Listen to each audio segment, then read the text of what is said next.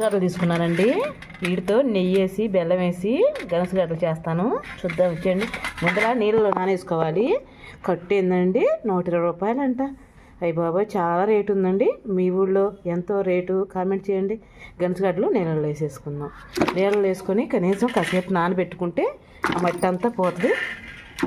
అదిగో ఇలా కట్ చేసుకున్నామంటే మనం ఎమ్మటే ఉడుకుతాయి. ఇదిగోండి ఇంకొచ్చేసి చూపిస్తా. వీడియోలోకి వెళ్ళిపోదాం. ఇంక లేట్ చేయకూడదు. ఫాస్ట్ గిన్నె తీసుకున్నాను. ఆ గిన్నెలోకి వేసేద్దాం. మనం కట్ చేసుకునేవన్నీ శుభ్రంగా వేసుకుందాం.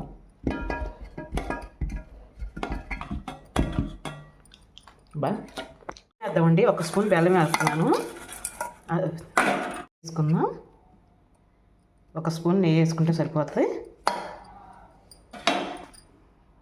బెల్లం నెయ్యి ఒక్కసారి ఇలా కలదిప్పుకున్నాక మనం స్టవ్ మీద పెట్టుకున్నాం. దాని మీద ఆవిరికి నేనైతే వాటర్ పోయట్లేదండి. ఆవిరికి ఇది పెట్టేసుకుంటున్నాను. కానీ సిమ్లో పెట్టాలండి. హైలో మటుకి పెట్టొద్దు. కింద పెట్టుకుందామండి. గిన్నె కాలుతుంది.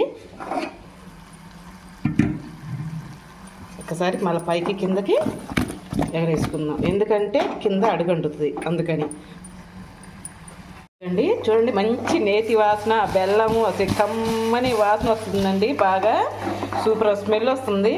కొంచెం ఉండాలనుకుంటాను. కాస్తుంది. చూద్దామండి. ఒక్కసారి వావ్ బాగా ఉడికినాయండి. జోక్ కాదు, సీరియస్గా చెబుతున్నాను. అసలు చూడండి ఎంత సాఫ్ట్గా ఉడికినాయో.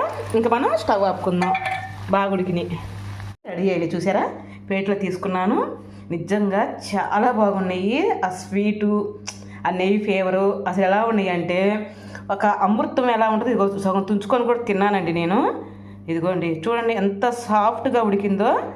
కాలిపోతుంది మీకు చూపించాలన్నా.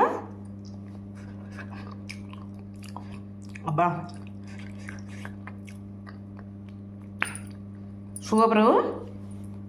మీకు వీడియో మీరు చేసుకున్నాక మీకు నచ్చితేనే ఒక లైక్, ఒక కామెంట్ అండి. ఓకేనండి. రేపు మంచి వీడియోతో మీ ముందుకు వచ్చేస్తా. అంతవరకు బాయ్.